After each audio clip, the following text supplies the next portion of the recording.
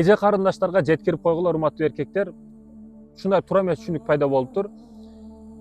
Аял киши, келин, кайнене кайнатанын кызматын кылбаса болот экен, күйөөсүнүн кызматын кылса болду экен дейт экен да. Бул важип, кайнене кайнатанын кызматын кылбаш керек экен дейт экен.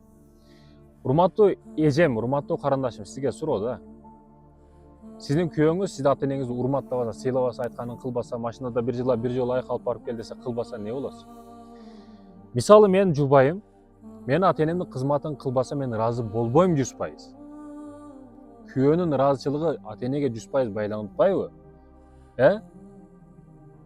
Сурайт, ушундай, сиз мени сүйбөйсүзбү? Жок, сүйөм.